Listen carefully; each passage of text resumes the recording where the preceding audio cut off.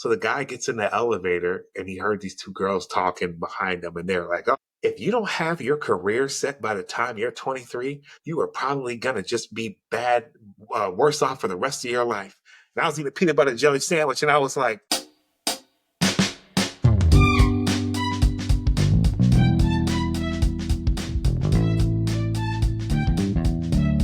welcome back to the SwaySide Connection Podcast. And on this episode, who do we have here? we got Terance Tucker in the house. In the house. That's what's up, Terance. Are you sipping on anything over there? I'm sipping on some Soleil. I was trying to avoid Sparkling water. I didn't know if we were getting paid or not. What flavor is that? I love sparkling water. So This is the raspberry lime. okay. Damn, that sounds bomb.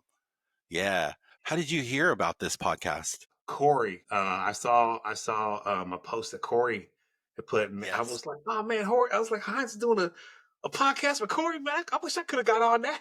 And now you are. Whoa. No, that's dope. Where were you born, elementary school, and when did you come to Spanaway? So like a lot of people from Spanaway, I was an Army brat. And so I was born in Kentucky, but my parents didn't stay there for more than I think 6 months. And then we dipped to Pennsylvania. What? So yeah, So were you Fort Campbell? Yeah, I was born in Fort Campbell, Kentucky. Yep. Oh, you're familiar, huh? I was just there at the end of, because my mom's sister lives there, and so I stopped by. I've never been to Kentucky / Tennessee, and so they actually live in because Warren Stewart is born in Fort Campbell too, just randomly. Really? I just found that out from this podcast, and they actually live in Clarksville, which is 5-10 minutes away from, but I went on base with my aunt, and so you have to cross the border into Kentucky because it's right on the Kentucky-Tennessee border. Yeah. So have you been back in that area ever since? Never. It's not that bad. I like, it's the South. It's definitely the South. Like when I was there. So, and they had a local casino there that's very similar to Emerald Queen Casino. So it was just I was like, oh man, it's pretty appealing out here, and cost of living is way cheaper than it is in Washington. So I was just like, oh, okay, it's a cool area. It was the only time I've ever been there. I was there for a week, and it was cool. Nashville is an hour away drive. So if you want that city, it's very similar to Tacoma, Seattle, right? Where it's, we're by the base, but there's still a big city close by where if you want to do stuff like that, you can. So, but I'm very familiar with it. But so then where in Pennsylvania where did you guys go? Because I was in Pennsylvania. That's where I came from before I came to Spanaway. Really? Yeah, I was in close to Harrisburg. It was New Cumberland Army Depot is where my dad was stationed. It's super small compared to Fort Lewis. Yeah. Yeah, we were in oh man, I can't even remember the name of it, but it's like so my mom was from this small town called Downingtown, which I don't even think exists anymore. But wow. My uncle, he lives in an area where it's super almost everybody there is Amish, except for a few people. Yeah. No way. And he's not Amish, but I was driving, we were driving down the road and I was sitting there looking around and I was like, does nobody out here use dryer machines? Why is everybody hanging their clothes up? And my uncle was like, oh no, they're all Amish. And I was like, huh. And at night, you driving down the road and you'll see you won't see anything. And all of a sudden, 10 feet away from you, there's a black buggy with a black horse and no lights on it. So I was like, this is different out here, but it's very nice. Yeah. So yeah, they actually, it was actually around that area. They didn't live close to Philly or anything. And we were staying with my aunt when we got there because my dad was, overseas, and then we all moved to Germany. So we packed up, went to Baumholder. Yeah, Baumholder was nice. But I was young, so I didn't get the full experience. I do remember they call it the Rock, right? Because everything is basically there's a hill, there's the houses and a road, there's a hill, a playground, and then it just repeats that pattern up and down the whole thing. But the food was dope, the people there were great, and then we were there for I think a year or something like that, and then That's when we came back to. That's when we came over to Washington, and I went And to. I how think many siblings do you have? Is it just you and your brother? Do you have more? I have five siblings. Were they with you this whole like going to Germany and all that and coming back? Germany, they were with us. Germany, when we came back, we moved to Spanaway, and all of my siblings basically moved out at the same time because there's like a big gap between me and John, and then the rest of us. Right, Oh, okay, okay. my oldest brother is 15 years older than we are. Right, Wow. yeah. Yeah. And then my two sisters are younger than him by like a year each, and they're closer to his age. So there was like a big gap. So, I mean, they moved out. And so it was mainly just, me and John, for Yeah. most of our lives. And then when we came to Spanaway, man, like What great. actually, it wasn't like too different than where we used to live over in Germany, 'cause it's a military base, right? So, you kind of get the same culture For sure. when we were in Spanaway for I think like all the way up until like from first grade to fifth grade. I hit sixth grade and we moved down to California. And man, let me tell you, it was So you like went to Thompson? yeah, Thompson Elementary. So you came, what grade were you when you came to Thompson? So actually, let me back up. So I went to Elk Plain Elementary first. Okay, yeah, yeah, yeah, yeah. Yeah, that was first grade. Second grade, I went to Thompson Elementary, and that's just all the way through till fifth grade. Sixth grade, I left to go to California, California. and let's just say that like California was like a scary place for me. Like I hated California all the way up until I became an adult. Right, I was like, I'm never going back there. It's awkward though, right? Like you go Where in down. Cali were you? We were in so we Like were in what? Fort Ord, but my school was in um Monterey. Oh, So okay. Yep. yeah, it was like about a 50-minute ride to school. Yeah, it took a long time. And what was funny is like, so Is that still considered Bay Area? yeah, Yeah, yep, I yep, think yep. so. Yeah. I mean, I know I it's don't know if it close. was. Yeah, on my first day, like I remember, like it was wild. Like we got this. They give you like it's like somebody to buddy with on your first day, and so they give me this girl, and then I thought she was cute. Well, I lost my address. I don't know what I did with that piece of paper. And she's like, "Where do you live?" I was like, "Oh, I don't remember." She's like, "Well, I could tell you a bus you ride, but since you don't have it," I was like, "Oh, it's all good. I'll find it." I got lost because I went down to the buses. It's not like it's like here in Yeah. Spanaway where you have like maybe like 8, 10, 12 buses. There was like 20 buses because everybody went to that school. And Oh, yeah. so I looked and it was just like this sea of buses. And I was like, don't cry, Terrence, don't cry. Don't cry, Terrence, don't cry. Yeah, because I mean, that's your lifeline. How the hell are you gonna get home? You know? Right. So, right? It's I like, was looking dude. for my brother. I was like, John. Oh man, damn. And then so wait, so then what grade were you when you came back to Spanaway? I came back in seventh grade. Nice. Yes, it was only a year. My parents didn't really want to keep us down there for too long. Plus, they were renting out the house because they knew we were coming back. So, when we came back, it was kind of different. Even though it was only a year, you see the same people and some new people. But, because when you transition from like fifth grade to seventh grade, like, people are into different Huge. things now, It's you know. huge. I Yeah. thought that was my scariest transition was from sixth grade to seventh grade going into junior high. Like, and so I was going from Evergreen to Cedar Crest, and I've said this before, man, I was stressing. I had hella high anxiety. Like that first day before school started, it's crazy just because I was like, elementary is so like you're in the same class with the same people pretty Yep. much the whole year. Yeah. Like, I remember feeling like, this is weird that you have to like keep changing classes every hour. Right? And you're going Yeah. into different classes with like, so I remember like stressing out about that, like as a kid, just not being used to change. So I can only imagine like not only going from fifth grade to seventh grade, but like you get that gap year too. So like so many things can change. Now that's not like, so it must be weird because you must have felt like kind of like the new kid, but not really. So because you still remembered some people and stuff. So Yeah, I did. I felt like the new kid. And it was like seventh grade for me too was like really awkward. I why is had I that? had that huh? Why is that? So I had, just like you, man, I had like a lot of anxiety. And so it was so bad. And I would never like say this to anybody, right? Like, cause in junior high, you're like, oh, we got to we're tough now, right? Like Yes. we're young men. Yes. It's not.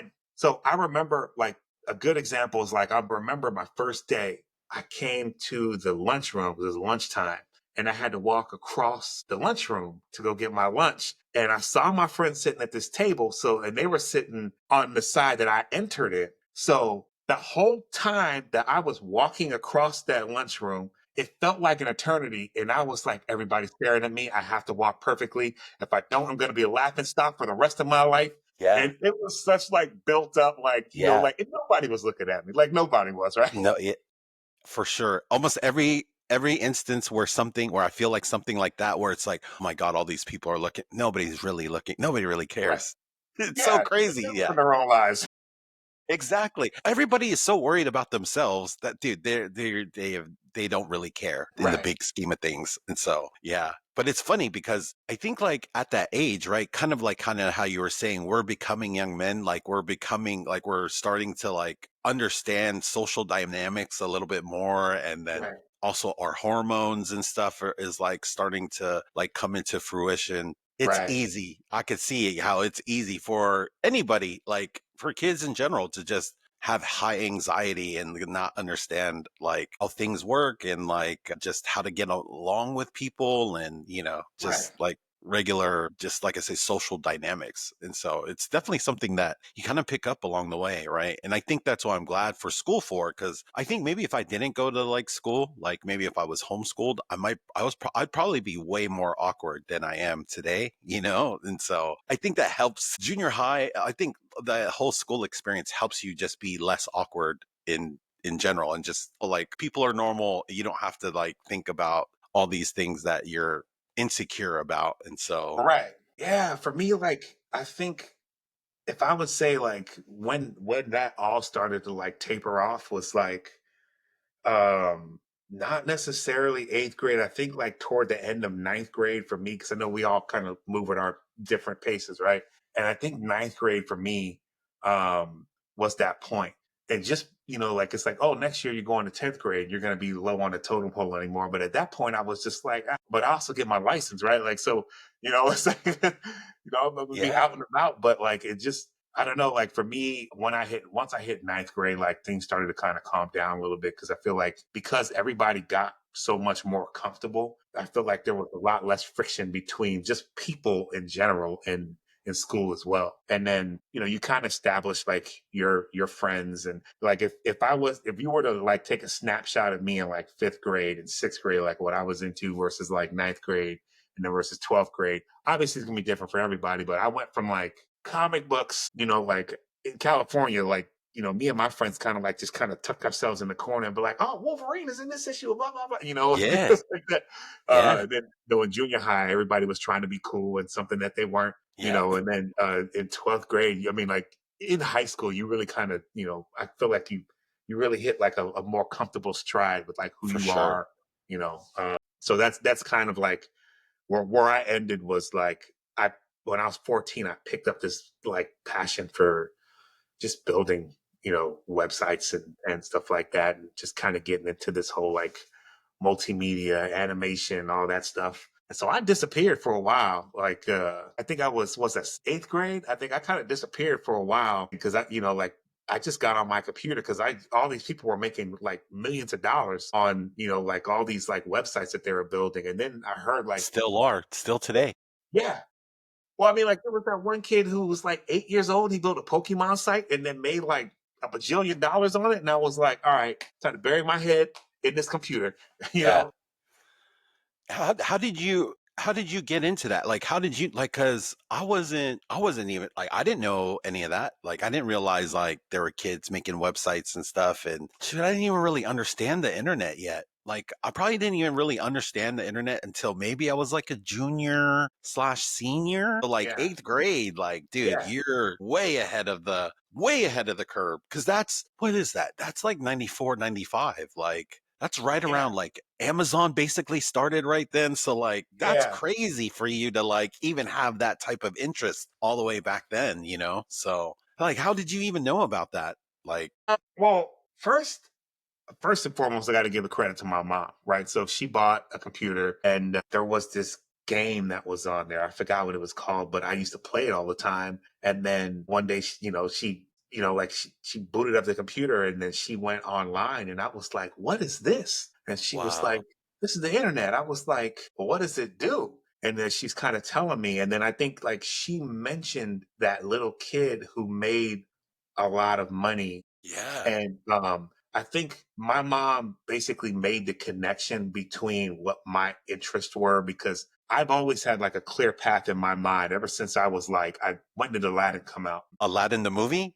I think Yeah, it was like like the 92, cartoon. 93. The Yeah, one with Robin Williams? Yeah, I think it was that was it. 92 maybe. I'm just I think guessing. that was I'm just throwing 92. out numbers. I'm just No, throwing out I think numbers. you're right. Lion King was 94. I know that for sure because I remember seeing Yeah, that so it in was the 92. It was definitely 92. And that the prop so I've always wanted to work for Disney ever since I was like, I think I'm like 8 years old. And Wow. so yeah, like I've always had that clear path. And then like if you jump forward to, because I like to draw a lot, and then they had all these hand drawn animations, in these movies. And then when I saw Aladdin, and they had that first scene with like I don't know, the tiger's head or whatever, it's 3D, and they mixed the two. I was like, that's what I want to do. And then it kept like slightly changing because it was like the Pixar came out, and then I went to school to be an animator at some point. That didn't work out, but just because I don't know, not to get too deep into it, but like the industry's kind of like if you live up here, most likely you are going to be working in video games if you're an animator of any type. And Yep, I, yep. I didn't want to go down that route. Yep, yep, But yep. anyway, so after I graduated from college, I worked at Disney for my first job out of college. So I was like, well, at least I did that. I mean, like, I still Yeah. made my The goal. It's goal just that not, you had as an 8-year-old, boom, you got it's like check that yeah. box right away, right after college. That's dope. Yeah. And So, then and I thought, like, I've always had that, but I think that, like, what was interesting, because you said that, like, you didn't really know about the internet until, like, what, so yeah, you said, till like until probably my senior year, like or junior senior year, I was really that's when I kind of knew more about it. Even then, I didn't have like we didn't have internet at my house right, until like I didn't really have constant internet until college. And then even when I went to college, I didn't have a laptop. So I needed to either use a friend's computer right. or go to the library. And then but so I was never really around like constant internet. Like even like that's just it's so funny because we take it for granted today. Just like oh we the Wi-Fi's got to be on Yeah, 24/7. yeah, Even though like if some are wondering why it's kind of dark for me, like the power's out, so I don't have regular Wi-Fi, so I'm hotspotting to my laptop and doing all this stuff. But like it's so funny to think back then that yeah, I don't remember. Like, I can't even remember when I started having like constant, like a Wi-Fi readily available to me. So, like, just that alone, I think that would have changed how I think about the internet way back then. So, like, to you, kind of having that, like, obviously, right? You had the dial-up, right? So you had the yeah, yeah. right. So Slow, you had the slow. Yeah. yeah, but still you were able to get on and Right, right. like dude, that's dope. That's just crazy that people from Spanaway like knew about the internet like that. Yeah. So like you're one of those. That's like especially like 8th grade. I'm like 8th grade. I'm pretty sure I had no idea what what the internet was, especially during junior high years from what I remember. Right. So no, that's dope. I mean, I'll say this about this, because I was talking to Darius about this too, right? So back in high school, I Yeah. did not know this, but there was a 3D animation class. I think they were using like CAD. And then there was a web development class in high school. I didn't No find way. out about it. Yeah, like I didn't find out about it. The only way that I found about it, I should say, was because I was at the front office and I was getting something. And then one of the people there were like, "Hey, can you go deliver this to this classroom?" I was like, "What classroom is this?" It was on the top floor, all the way in the back by the stairs. And I go into this class. It was dark in there. Open it up. And I was like, "What are you guys doing in here?" There's a bunch of computers back there. Everybody's building websites. And I was like, "What class is this?" That was my last quarter at Spanoy. high school. Yeah. Spanoy Lake. Yeah. And I was like, oh man, I could have been doing this the whole time. So they didn't advertise it that much. And I feel like, Man, I'm so jealous because I would have been like, I think I would have loved to be in that class. I remember my first early days of the internet. I remember going on the internet, being excited, but not knowing where to go. Like, I'm trying to like type things in and I'm right. like, I don't know. I don't, how many emails can I get? I don't know. You know what I mean? So like, I think, man, I think because it, like, I'm not gonna lie, it interested me back then, but I was just so clueless of like, I think if somebody mentioned, hey, you could build stuff on the internet, I would have been like, what? You can? Like, Yeah. you know, and so that's why I can't believe that that was even a thing back then. That's crazy. Yeah. I gotta, like, I gotta give I gotta give credit where credit's due though. Like again, like my mom, I think like she was really good at like spotting what I'm interested in and what Yeah. she thinks that I would probably like. She was very good at that. And like she knew me really well. She was like, just try this thing. Though she did ask me to go down to California when I was like, I think I was like 14. And she was like, you can do an internship. And I was like, nah, we've been to California before. You just had a bad taste. If it was named something else, if it was named, if it was like, or if the internship was like in Nevada, you would have been Oh yeah. probably down. But you were such traumatized from that sea of buses. It was a lot, man. To tell you the truth, man, like that school kind of reminded me of like I almost felt like people there were just more grown up. It was very intimidating. Mm. You know what I mean? Like I walk in, it's dudes in my grade who are like dressed like they're like, 5, 6 years older, and they're all hitting on girls and stuff like that. And I'm sitting there like, well, she doesn't know about Wolverine. Yeah, yeah, yeah, yeah, Yeah, it was a bit of a culture shock. yeah. Just even the way that they talk, I was like, oh, you can't say that. I think I think I had a very similar mentality too, especially those junior high years. I was pretty innocent, you know what I mean? So Yeah, I think I would be shell shocked if I were to like hear or see things like that, in sixth grade or whatever. yeah. Did it help having like, throughout your school years though, did it help having like your brother there with you? Yeah, but I mean, like he kind of tried to avoid like hanging out with me because I was like, he was a little bit like he grew up a little bit faster than I did, and Yeah, so yeah, like yeah. I was like the dorky younger brother, and we did hang out sometimes, but like most of the time he was like until we got to high school, and then that changed. But like when I hit seventh grade, I'm still in a sixth grade mentality, like Yes. recess and all that stuff. So and he is in eighth grade, and he's like, "Oh my god, my brother is such an embarrassment." And I'm just like, "Why?" Yeah, I yeah. don't, I don't understand. You guys are cussing, and like I'm not gonna tell mom. What are some of your favorite memories from like just from any of those school years, elementary, junior high, high school? Most of I feel like actually a lot of them were had to do with just art in general. So like taking art classes, I can get to that state where like I can just lose track of time, and it's kind of always been that way for me. So I remember the teacher in Spanaway Junior High. Man, that poor lady. We're immature seventh graders, and we're sitting back there just laughing at everything, stuff that probably wasn't even funny. And one day, like she had dropped like a whole bunch of our art, and like she had just taken it. It was sculpting class. She took it out the kiln, and she was walking, and she slipped. Boom, it went everywhere. And I put like my heart and soul into that thing. And then after that, like my friends were sitting there laughing at her. Meanwhile, you pan over to my face, and I was like, my statue. But Yeah, like yeah, yeah. those were some fun times because I've learned a lot. And then also I think mostly or two, like football. I think the junior high, because I sucked at it, but like I still had fun. Yeah. You remember Sean? Him and I were on the field, and uh it was practice. I don't know what the play was, but he had the ball and he was coming through, and I caught him from the side. So boom, we go sliding, and the sewer had clogged up on that side. So I'm sitting here like riding Sean like a slip and slide through the sewage. Stop.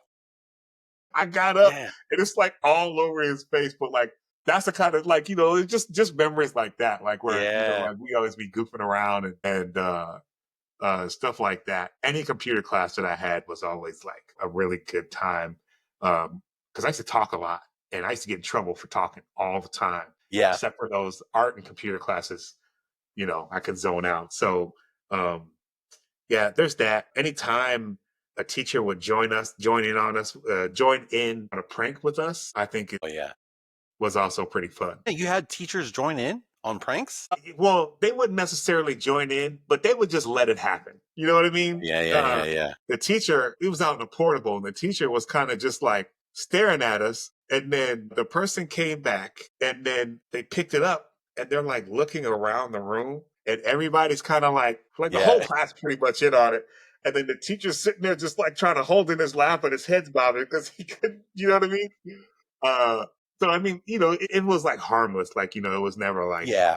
we're putting tax on people's seats or anything like that. Yeah, yeah, yeah.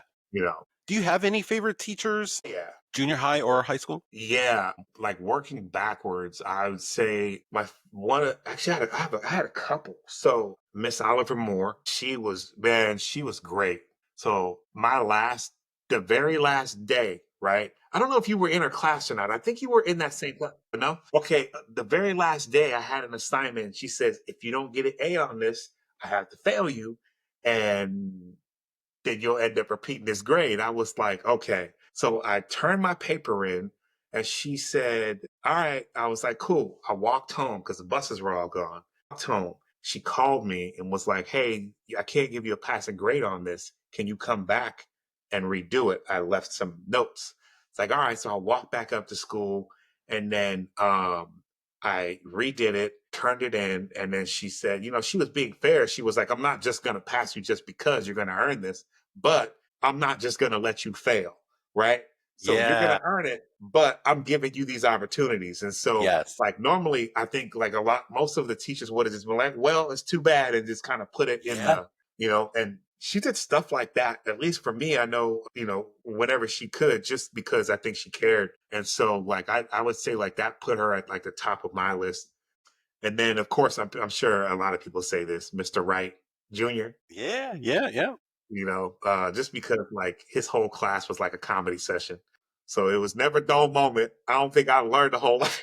But It yeah, helped when you had other people in that class that would make it funny too, because it yeah, was, yeah. like, do What you about remember you, though? what's that? What about you? Like, favorite teacher? Oh, yeah, yeah. I mean, for sure, Coach Wright was definitely like in there for sure. He was probably one of my favorites. I liked Miss Hamilton. Like she was dope. I thought Yeah, that was a yeah. really fun class. I had Foods for Life. I believe was that.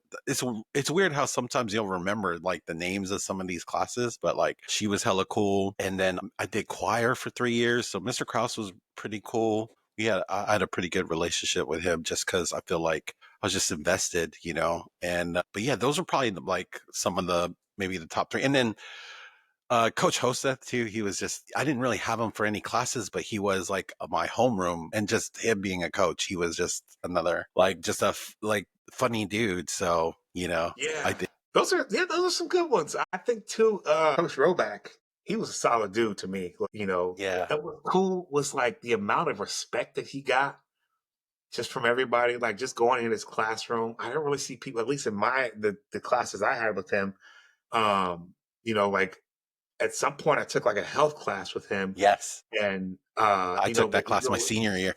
yeah, me too. And like I went in there and like people weren't like, all like, messing around and stuff like that. And if they were, when he came in the room, it's like, hey guys, listen up. And that was the end of it. And Yeah, exactly. I mean, he was also swole, but like he Yeah, that definitely helps out. For sure, for sure. and then I had him for weightlifting too. So he was cool. You're right. Like Miss Hamilton, I loved her class. Yeah, same. I learned a lot. Like that was one of those like carry it with you type of, I even went back one day because I needed, she taught us like this chicken recipe and I couldn't figure out how to make it again. I didn't even go to the school at this point. I went back just to ask her Wow. that. Yeah, and she was like, "Oh yeah, here you go." She wrote it down for me the whole night. I was like, "Yeah, that's cool." That's crazy. She was pregnant our senior year, and I remember, Yeah. her name's Hamilton, and I remember advocating hardcore for her to name her son Heinz so that her son's name would be Heinz Hamilton, because she was like, "Oh yeah, there's some German in our family," and I was like, "Even more better reason than that kid should definitely be." I'm pretty sure she did not name her kid Heinz, but that was I remember advocating hard. I was like, "Look, that kid should definitely be named Heinz." So yeah. Were you in that class with us, Foods for Life? It was like senior year. Or do you remember which class you took with her? Because it was basically a cooking class, and like half of it was seniors, and like the other half was like maybe sophomores and juniors. And so Did take that my senior year. I don't remember which semester I took it, but my class was like right after lunch. So, it's right around like that 1 o'clock or something like that. yeah, dude, I think we might have been in that class together then. Yeah, we probably was. Sean We Sean was in there. John was in Corey, there. Josh. Yeah, I think so. I mean, I think it was definitely second semester though. But Yeah, I had a lot of classes second semester, man, because I'm gonna be honest, man. Like I wasn't doing too hot in high school when it came to like my grades. yeah, And so in order for me to make up for all the classes that I took, or that I failed, I should say, I had to take these college courses. And so they had some online from BYU. And my mom, once again, was like, "I know you'll like these classes, Terrence. Check them out." And I looked at them and I aced all of them just because I was so into them. yes.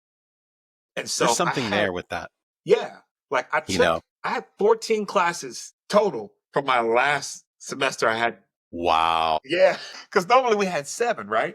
Yeah. So, yeah, I aced them though, just because they were so interesting.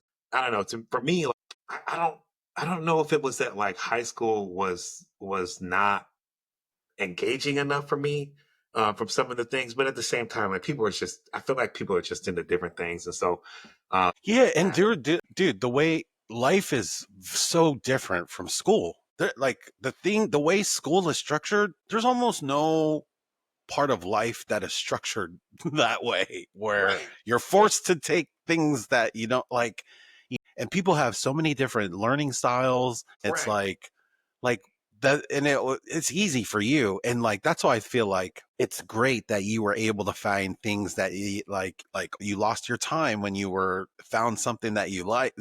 I think for most people that maybe aren't happy, in general, like it's hard to find those things where you just lose time in because you're just having fun. Like for me, like this podcast, obviously it's fun to also like catch up with. Like I haven't talked to you in 27 plus years, like, right? yeah, So man, like this is like straight, and that's why I love that this gives me a chance to do that. But like I'm glad that I also I like talking to people, and like it's another one of those things where even all the things that come with it, like making a thumbnail, and like because I'm not really that creative like with my hands, as but there's like tools like Canva makes it super easy. It's like literally anybody can do it. I'm just kind of rambling now, but I just feel like that was dope of you, even though like the regular sort of schoolwork, hey, maybe you weren't the best in, but it's crazy to see how many people just sucked at regular school. Cause I seen interviews with like even Bill Gates, like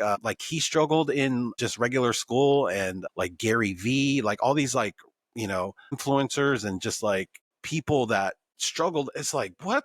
These people are like known as geniuses. And it's like, right, just the way things are structured, I don't think it's set up for everybody to succeed, for so sure. yeah, I wouldn't feel bad about that. But that was gangster is that you still like, dude, you took 14 classes that semester. That's wild. I would hella be bragging about that. I would just be like, dude, you guys just got regular degrees. You basically got college credit slash, and your diploma and your high school diploma. So no, that's gangster of you. That's dope. Thanks, man. Yeah, Yeah. it was interesting. I will say that I've never been on the ball from junior high all the way up until my last semester of high school. And then I was just like, I am not repeating to 12th grade. I don't want to do that to myself if I can help it. But I think the key was just finding that, what's called the flow state, right? Where it's something that you can get into the flow Ooh, state where yes, everything just kind of just like, it's almost like, I would say, remember that movie? Was it Bradley Cooper? He was taking the pill. limitless. Yeah, limitless. I guess I would describe it like that, where you just like you get so caught up in what you're doing that the time, all of a sudden is not even a factor anymore. Right? It's not like, Yes, man, I'm gonna do this for 20 more minutes. It's more like, oh man, I've been doing this for an hour. Wow, I need to yes. go make dinner still. So for me, like that was it. Somebody wrote a book about it's called Flow. I think his name is Nihai. It's a crazy last name. Nihai Misepchitai or something like that. Sorry, I mean I killed his name, but I'm gonna look it up because he wrote a book and it's called Flow, and it's like about that, about yeah, like being in that flow state where you're just like you're just kind of like on point, and like time is not a factor, and it's just like, and you're so productive. yeah, And uh and I think that's like a cheat code, because I think you need certain things to kind of have that happen to you. You have to like obviously be interested in it, if not passionate about it, right? And then it has to be, it can't be too easy, because then it'll be like boring. So it has to have a certain level of challenge to what you're yeah, trying to accomplish. So it like has to hit, and like when all these things hit, it like boom, it's like perfect. And then now you can like get into that flow state and just like do your thing. And so like I think if I never tried looking for that. Like, you know what I mean?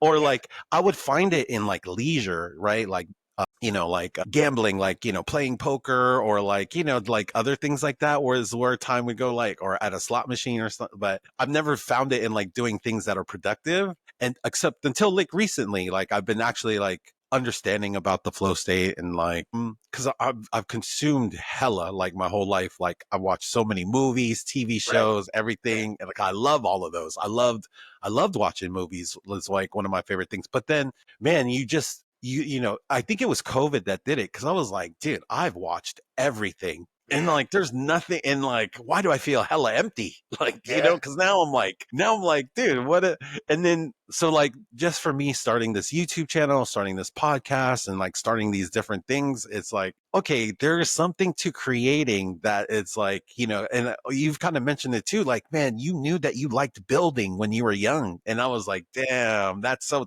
tight that you found that love hella early. You know yeah, what I mean? And so, and it's like, but I think it's like, like if people are watching, they could compare, like, you found building hella early, but like I found building hella late. And so it's never too late. Like the right, yeah, big exactly, find thing. Yeah. To find things that you like to, I think just there's something different from, there's things that you can consume. And so like, and I think for this episode, this is not only just like reminiscing.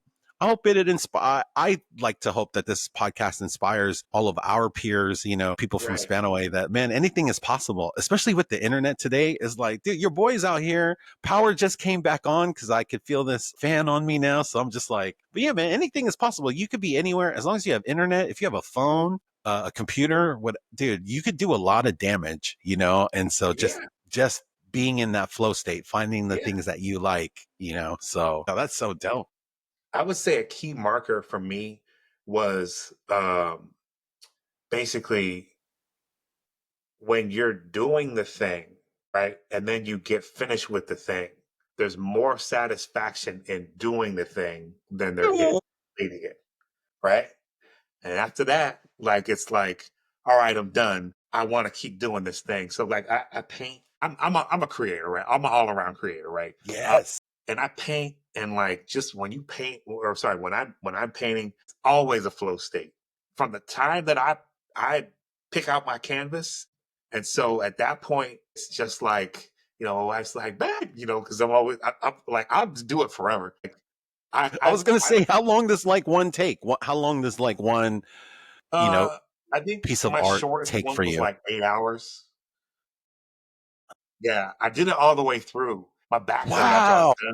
done. I didn't notice until I was done, and my back was hurting because like you're just in it, right? That's gangster. No, that's so Yeah. tight. So And then what was it's your longest one? my longest one was 100 and I want to say 110 115 hours, something like that. Damn, that's so Yeah. tight. But I mean, that's a lot of time to be in like a euphoric state, right? And like just naturally. And so it's really That's kind like of addictive, it's like a right? dope drug. It's like a Yeah. dope drug that Yeah. like, that it's because you're using your own natural. Yeah. Because it's funny you bring up that movie with that Limitless movie because he literally had to take a drug to get to that Right. limitless level. Like Yeah. you're doing it without no Yeah. drugs, nothing. Like you're just doing with it with like blank canvas and like what kind of tools are you using when you paint? Like what kind of paintings are you doing? They're all acrylic, and I do just acrylic paint, and then just acrylic brushes. They didn't do this, so the whole process for me of like getting to painting was like had a lot of drawing classes, and that was great because I had that love for drawing. But then it kind of transitioned a little bit after I got out in high school, and then into like I went to Pierce College for a little bit. Yeah.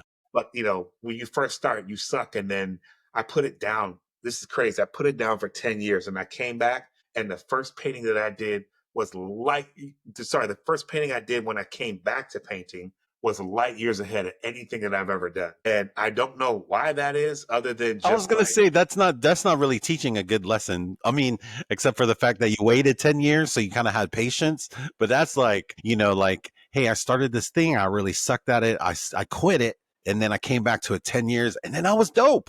yeah. So I It's mean, like, like like you don't give up. I guess would be the thing, right? Like don't even yes, wait yes, 10 years, no, right? no, Like a thousand learn from my percent, mistakes, because yes, I think that what it was for me. I guess if I think about it now, like I guess the reason probably that I was better at painting than when I first started was just because like I was still an artist and doing other things, and yeah, I think that my training, like when I was doing like animation and stuff like that, there's a lot like just in a natural environment that our brains just don't even detect, right?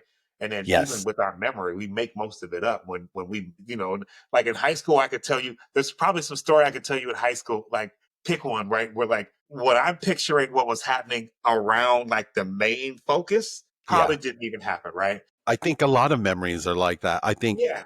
And like I think maybe half the stories people say on these, I mean, dude, these are 30-year-old stories. So some of these might not be 100% correct, right? Right. But it's also interesting to think, even if you are wrong, it's also interesting to think how you thought it was back then. Cause Right. that's also a thing too, right? So So that's where we get our different realities, right? Like so that's yeah, yeah. exactly. Exactly.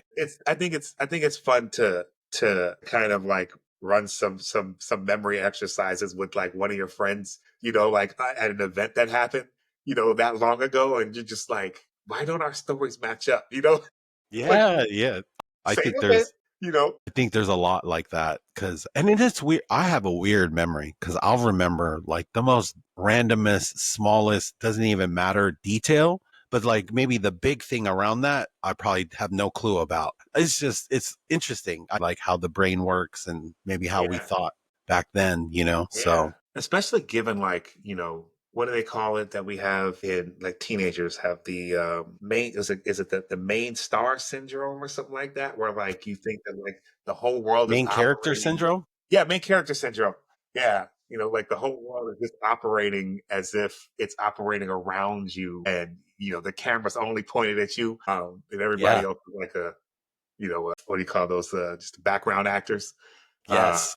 Supporting actors, or I think there's good in that though too, especially when it comes to yourself, because I've been on the other side of that where it's like you're beating yourself up, and then like yeah, you're also like maybe falling into like depression and stuff like that. right, Because it's like if I were to suggest one of the two to people, it would definitely be have the main character syndrome be a right. thing versus being True, true. depressed thing. So I've experienced both where that's just things that you learn with age. And I definitely think the thinking your main character syndrome, hey, you're going to turn a lot of people off. But for those that are not turned off by that, dude, you're gonna kind of have a pretty fun time too. Yeah, So like, so I think you'll have a definitely more fun time than if you were in the other boat of being like depressed or self-deprecating and stuff like that. Because another interesting thing, how I've noticed, regardless of who I've talked to, no matter who you were, everybody was a little insecure back then. yeah, So yeah, it's yeah, not yeah. just,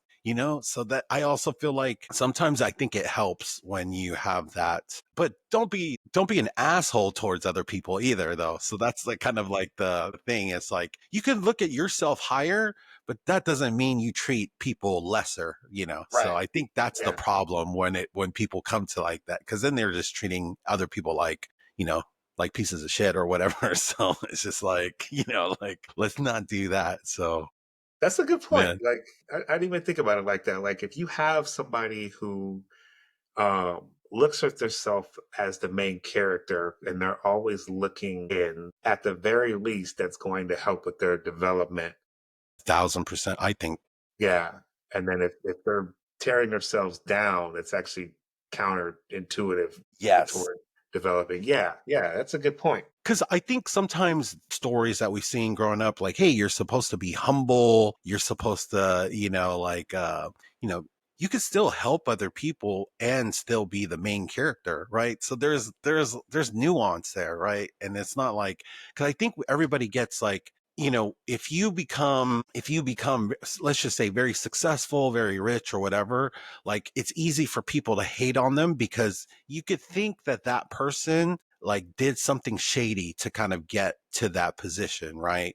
But that's not always the case. They didn't really do anything shady, Right. right? They didn't. I mean, maybe they did, and then so that you could feel justified like that. But if they didn't, then that has nothing to do with you. And I think what I saw it too is like, sometimes when people start seeing other people succeed, it shows people there's like a thing in them where it exposes them. They're like, damn, I'm not like that person because they're successful now and I'm Yeah. not, right? Yeah. So then that's how I think another way people sort of tear other people down. So then that all comes back to say, like, man, we are our own main characters in our own lives, in our own stories. We are the master. What, no, it doesn't matter who you are. And so, and that's kind of why I tried to start reading more. And that's how I even know about that book Flow. I haven't read Yeah. it Yeah. yet. That's another way I get into a flow state, just reading. Cause it's like before I used to read, especially in school, I would read pages and pages and pages. And I'm like, dude, what did I just read? You know? Yeah. But now being older, now mid 50s, now I'm reading and it's like, oh snap. I'm actually like, same thing, kind of like how you're saying, like 3 hours later, I'm like, oh damn, it's been 3 hours. Dude, that's wild that I was able to, dive into that. Like yeah, just, it's just interesting how our brains work and like just finding things that we're interested in Yeah. and that we like. And so, When yeah. you read, do you sorry, this just goes back to the flow state, but like I know like for me, I picture like everything in my head. Like I can see the picture, I can describe the picture. And so like when you read, like do you have that sort of same experience? Like if it's something that's like, I don't know, descriptive or nonfiction or anything like that. Not full, not not like 100%. I'd say like 50%. I do Okay. kind of see that. But what's funny is, so I've been like trying to study up on like speed reading just because there's all the like I said, I have hella books on my Yeah, thing and I'm like, dude, I ain't got time. yeah, yeah, Like I need to find a cheat code. And yeah, like, dude, the cheat code looks like it's speed reading to kind of get through these, yeah, because in those, it's funny that you bring up pictures, because they say that that's actually one of the keys. So one of the keys is also because like if you just take your finger and you make your eyes follow your finger, because like our eyes are very perceptive to movement, so we can actually follow movement faster if you take your finger and use it as something to, but it actually talks about the program that I was looking at also talks about how images, because we can see images in the world and apps and like immediately decipher them faster than we can when it comes to words. yeah, yeah, So if you were able to, like, I think that's also the key. So like if you were able to like change those words into images. And now you're just looking at the words as you're looking at them like images instead of words, which is takes practice. Yeah, yeah, But that's part of speed reading too, because it's like you're just basically taking snapshots of the words, and then those turn into pictures, and then that is how you're able to like read like hella faster than just deciphering the words and stuff like that. But yeah, so like because one of the book there's actually, so this is kind of weird because the name of this book is from this dude.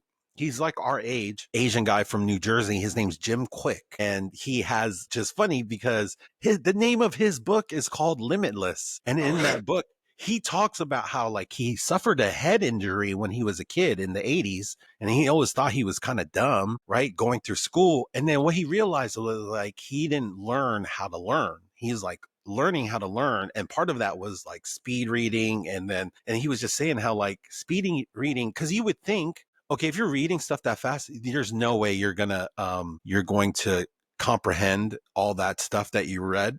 That yeah, just doesn't, you're definitely going to miss stuff. And he's like, no, it's the opposite. And like, dude, these things don't make sense. Like where you read hella faster, but then you comprehend hella, I don't know. So that's why I was just like, okay. So he's got this speed reading program. It's like a couple $100. I haven't bought it yet, but like the more I talk about it, I'm like, okay, I'm probably going to get it yeah, just yeah. because. And like, I've basically been selling it for him right now, these last 10, 15 minutes too. So, but I think, no, I just think I think that's, I think that's part of what helps makes me feel younger too, is like the learning of stuff. Yeah, Because yeah, I think I've went so many years, I probably went 20 years without like trying to learn anything new. Right. So I think like now that we are, so far removed from school, like, just like starting these new projects like YouTube channel, creating things, and then like yeah, yeah. reconnecting with people.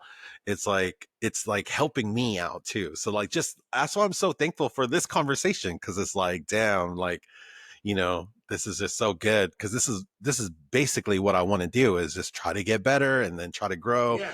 and try to inspire other people, like our classmates, people our age, Gen Xers, millennials. Like, dude, there's like tons of stuff we can still do, tons of stuff we can still learn. Yeah. And there's like a crazy world out there, so. I think at least for me, it's helpful. It's helpful to see people that or at least knew personally at some point in time, and just having conversations with them. Because I think that, in high school and in junior high, I never thought that I was like a smart person at all. Like, struggled with that. I'm not to say that I'm a genius or anything like that, because I'm not. But I just, just what we've been talking about, like basically like high school might make some people feel like they're failures just because the way that it's set up is not for everybody, you know? Yeah. I don't think that I've ever I didn't like math until I got to college. And I've always had bad grades in math. And I think one of the problems was, to Mr. Prentice's credit, he was dope, right? He put up with a lot. Like, we used to always sing in his class, and we was always repeating, me, Corey, and Darius, and Derek, we were always repeating, quoting Bad Boys, the movie, all the time. That's all we did in his class. And I'm pretty sure he was super annoyed at us. But after I got into college, it was only 8 of us in the class, and it was an advanced class. And I was like, well, if I fail it, I fail it. I took it, and I got the best grade in the class. And I was like, I wonder what the difference was. And it was basically like the style of teaching was different, Mm. and the rate at which I took the class, because I took it twice a week, as opposed to just the An hour every every day. day. Yeah. Yeah. So I got to like absorb all this stuff a lot more, and I got to spend more time with it on my own. And then also the teacher was pretty cool.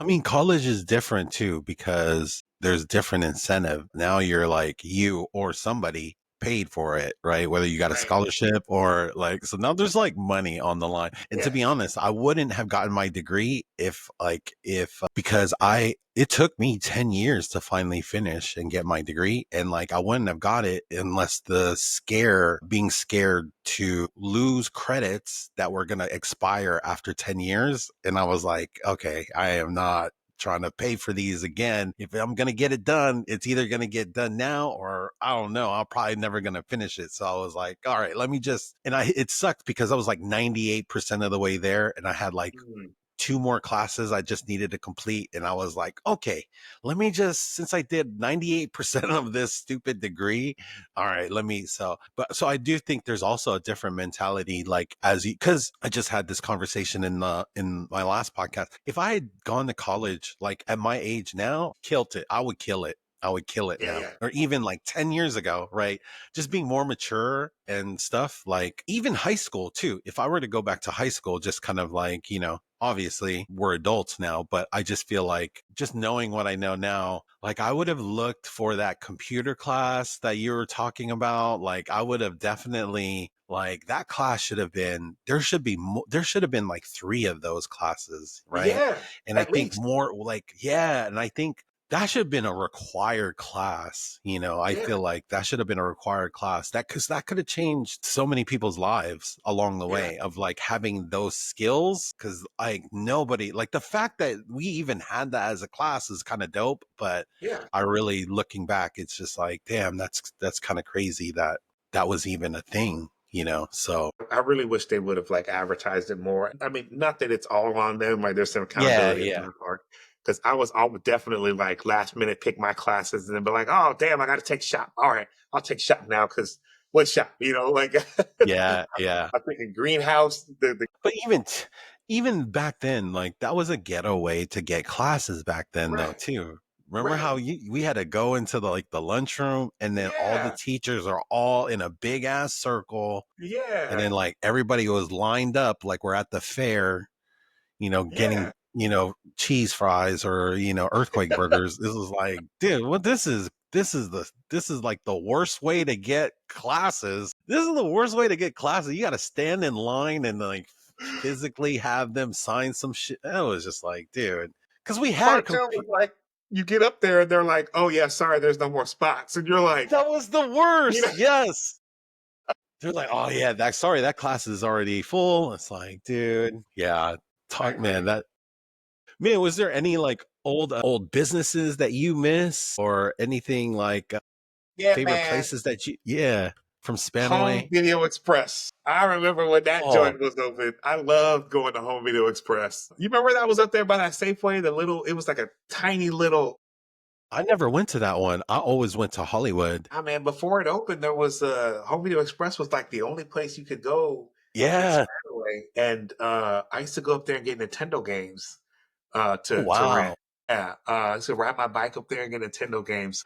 Like I kind of miss. I mean, like I know it's obsolete now, but like it's like one of those uh uh just kind of reminiscent of like the 80s and the 90s, like Yes. how you would go rent games and movies there. What was I don't remember any other like memorable places that I used to go to in Spanaway, Yeah.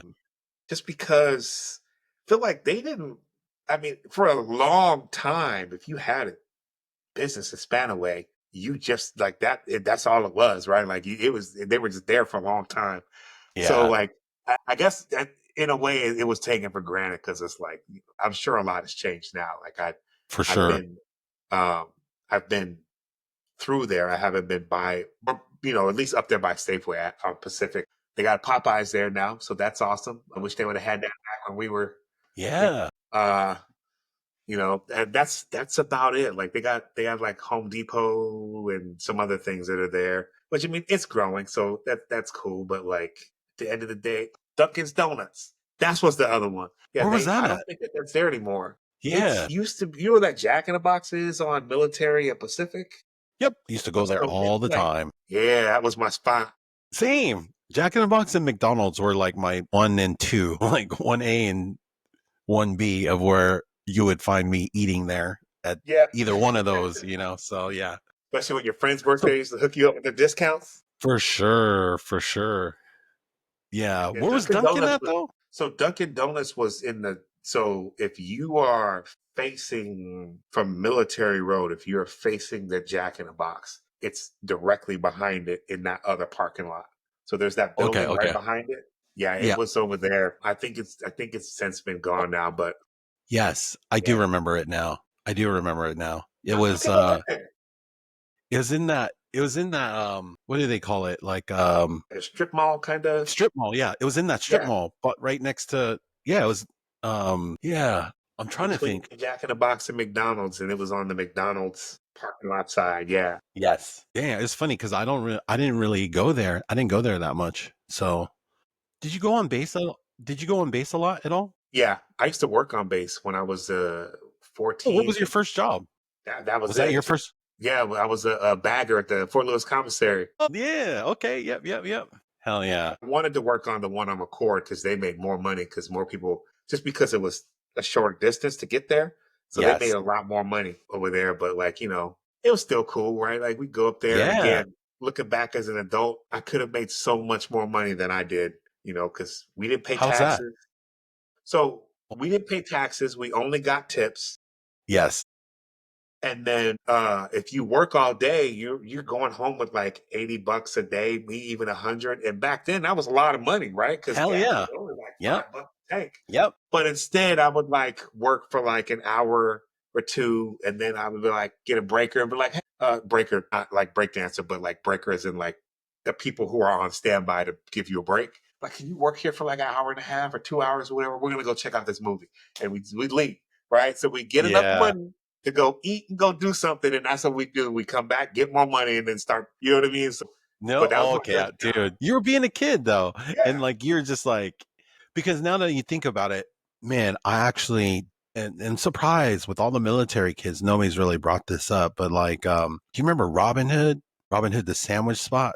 yeah, Because yeah, there was Robin Hood and there was because base had Popeyes back then too. yeah, Like Popeyes was on base, right? yeah. Robin Hood was on base, and then Yep. Anthony's Pizza. Pizza. Yeah, yeah, Anthony's Pizza. Anthony's had this very unique flavor that was one of my favorites. They had a bacon mushroom cheeseburger pizza flavor, and that was one of my favorites. Bacon mushroom cheeseburger, and I was just like, and so that was like my go-to for years, even after even after like being a kid, like if I was on base, and because I don't think a lot of those I haven't seen Anthony's or Robin Hood in like, years. And I don't know if those are still around, but those are like some of my favorites from those, right? Those are those that like, was dope, man. I totally forgot about that. yeah, yeah. Yeah, man. They had the little Robin, mini mall, and then they had yes, the PX and the BX, and they were in all three of those. yes. They had a chicken place too. I don't remember That what it was wasn't called. Popeyes? Another So there chicken was place? Popeyes. There was Yeah, Popeyes in its own building, and then there was a yes. chicken place in that little mini mall. Oh, I don't know. I mean, it wasn't as good as Popeyes, but it was still good. yeah. Those were like the four stores, right? Like, Yeah. yeah, yeah, man. I'm surprised nobody's brought those up because man, I thought those were amazing. I loved going to those spots. Like Robin Yeah, Hood was solid. Like, I just remember how those sandwiches tasted. They had this like little vinegar thing that you put on it. I don't know. It's just like random memories that and that's another fun thing for me is like just talking with random people about like, just back in the day. And it's funny how like I've never thought of that stuff until now, until like, talking to somebody that also was from back then, from our era in that area. yeah, yeah, Okay, I man. think That's you have wild. some images. I think I'm going to try to share. Let me know when you can see my screen. Yeah, I can see it. Dope, Yeah. So here's my dope. disclaimer. Everybody says I look like Shaq in this picture, so You do go ahead kind and of look laugh. like Shaq. You do. You look like a little baby Shaq. You look like a baby Shaq though. But what grade is Great is that? I think that's in like so I was working at the malls. It was like either 10th grade or 11th grade, one of the two. why is this I mean, why is it black and white? It looks like this might be from like the 50s or something like that. Those photo booths in the mall. Oh, Yeah. yes. So this is part of a strip. I don't know what happened to the rest of it, but like You yeah, were this is like, part of a hey, strip. I'm just gonna get my square from this strip. That's gangster. I love it. That's so tight, man. This one. This was 12th grade. This is like super interesting, man. So we went to was this 12th grade? This might actually even be right after 12th grade. We went to, that's right. It was right after 12th grade. So yeah, this is not After high school. graduation. Yeah. Sorry. I thought this was because everybody in here except for the guy on the far left, he went to our high school. Darius had I think he went to what, PLU, PLU, and yep. they had like a cruise dance or something like that. And So this is a PLU event. yeah, um, but we didn't get in because You I don't weren't know. 21, or No, you guys weren't it all was. students? I know what it was. So what happened was they take your picture before you get on the boat, right? So they took your picture before you get on the boat, and then they put it on this table and they say, okay, if you want the picture, you got to pay $20. And we Oh said, yeah. how come you didn't tell us that before you took the picture? We wouldn't have taken the picture. We were like, all right. So that we went to get in line, and I'm not going to say who, right? But one person, it wasn't me or Darius, but one person in this picture took the picture, and when the people at the table weren't looking, and then got back in line, and so they come over to us and they were like, "Hey, you guys took that picture. You're not allowed on the boat." It's like, "What do you mean? Nobody took a picture," because we didn't know. So then they're like, "Well, you're not allowed on the boat anymore because your picture's gone, and you guys would be the only ones to take it." So we had to leave. Now, mind you, we traveled from Spanaway to Seattle to go on this boat, right? That's the Argosy cruise. Okay, yep, I know exactly. This is on the waterfront then. Yeah. Yeah. So then they were like, "Yeah, you can't." So then we hopped back in our car and we were driving back down. And then the person in the picture was like, I was like, "Man, did any of you guys take that picture?" He's like, "I did." Like, "Man, why'd you do that?" It's like, because because, like, I'm not gonna pay $20 for a picture of me. It's like, yeah, but like I was driving. I was like, but now I gotta pay $20 in gas to drive To back, and drive we didn't back and even forth. even, Yeah. And we didn't even go to the thing. Yeah. yeah. So, it ended up being I mean, we missed it, but you know what though? I mean, at least it looked like we went on the cruise. Yeah, yeah, yeah. So I'm like kind of down at the very bottom there, posted, but there's There you go. Christine, Anna, and Lewis. Lewis had just got a new car or whatever. And so the Nice. joke was, I was like, you know how you're supposed to pose up in front of your new car? And that's what I did. That's dope. That's dope. Everybody's, Man. like they weren't like new cars, but everybody was proud when they got a new car back then. So, you had to represent. Yeah, for sure. For sure. I mean, I've posed in front of other people's cars before too, so ain't no shame. This This was looks like this one. You know what? Actually, I think this is the one I was saying. I think this was junior high. Because that's me. You can't even really tell, but that's me on the top left there. yeah. And then my brother is like kind of in the front. Those are all his friends. So, this is me tagging along, and it's weird because like three of us ain't paying attention to the pic. Four of us aren't paying attention in the picture. But this was that I think Chan had a party, and we were. I'm sure like you would have got more posing if people knew that the picture was being taken at that point. But yeah, it's me just tagging along with my brother. I think for the first time with his friends. He's still a That's little dope. embarrassed, but whatever. And I think the last one was this graduation? I think this was graduation. No, what's this? Damn, I'm so horrible at this. So damn, now that I think about it, I think this was like Pierce College graduation. So it wasn't, Red. Okay, yeah, that makes sense. yeah, because ours were teal, right?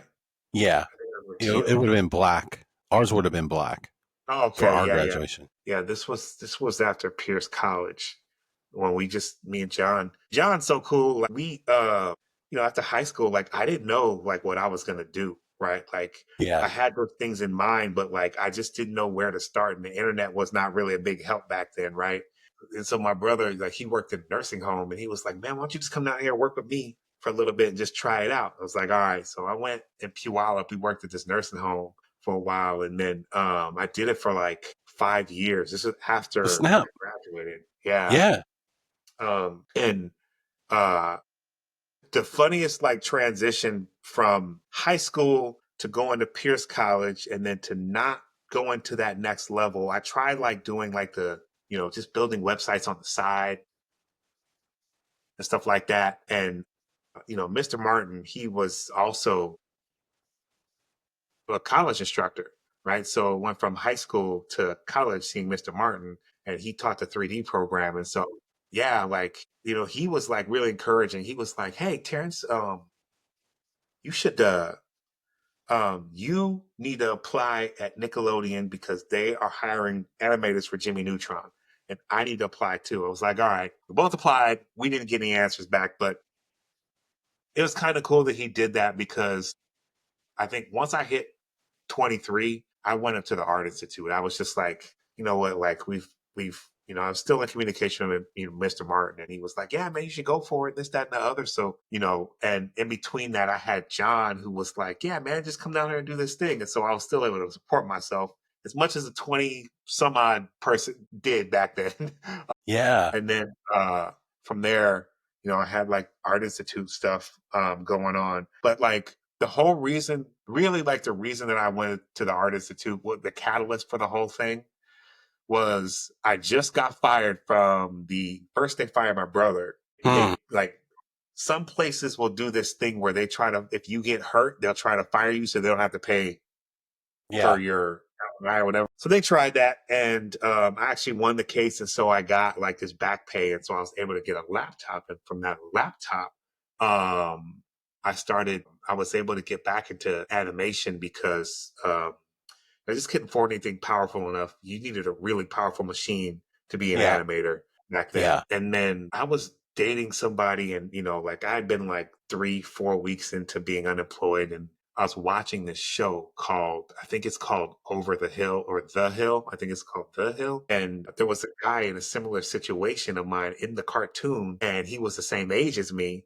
and he had lost his job. And so he was kind of just around the house, and like his tooth fell out. So then he put like a piece of styrofoam in his tooth because he was like, "I don't have insurance." And then he kept doing things like that. Eventually his friend, who was like in the what is it, the technology, the man, like a web development industry, basically.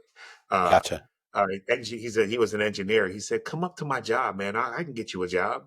So the guy gets in the elevator, and he heard these two girls talking behind him, and they're like, "Oh, if you don't have your career set by the time you're 23, you are probably gonna just be worse off for the rest of your life." And I was eating a peanut butter jelly sandwich, and I was like, "This is my situation." Dude, yes. Next day, I went up to the Art Institute, signed up. I was like, I'm not doing this." And not to say that that is the situation for people, but that was just a catalyst for me, to kind of get It's up weird there. how art can touch you like that, or just like Yeah, random encounters with people, something you saw on TV, something yeah, that, like that. But almost, I feel like this happens in church a lot where like the pastor will talk about a situation and be like, "Dude, he's literally talking about my life right right, now." So right. it's just like, but that you found it in the hill or whatever. Yeah, So it's like, which is also a cartoon, right? Which is also a cartoon. So that's what's like even more, I think, like that's such a crazy way to like a cartoon. You happen to be, like interested in animation through an animation talk to you at a different yeah, level. So it's just yeah, like, dude, what are the chances of that? So if you want that link, because yeah. Tony put a link out on one of the Facebook pages, and so I had to go back and because I was looking for it on YouTube. So what's funny is if you go on YouTube, the 97 and the 99 yearbooks, I think both of those years are in their full, you could just watch them on YouTube. Yeah. Ours, Yeah, yeah, I have do to you check it have out. any favorite VHSs, speaking of that you maybe owned or that you really like enjoyed watching from back in the day? Well, Or even or even cassette tapes, there, specific VHS, cassette, or CDs, because people don't really use a lot of those anymore. yeah, So VHS. Yeah, I got three actually. So there's Bad Boys, like the first one that came out, right? That's why yes. there's Good Burger. Oh yes.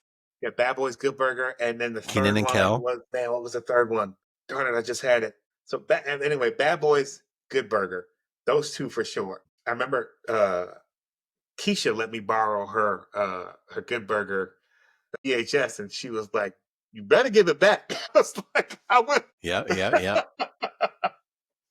Dude, like I love those. Not to say that, like, because you know how sometimes people are like, "Oh, well, a Motown sound is better than any sound today." We can't say the same about VHS, right? Like we can't say VHS was like it's definitely an experience, right? Like for sure, it's not like a better quality, but like it's definitely an For sure, experience, not better quality, but right? It's like what 420 or something like that, and we're probably way worse than that. okay, yeah, Yeah. like 320 something like that. Yeah, like those cassette tapes. I think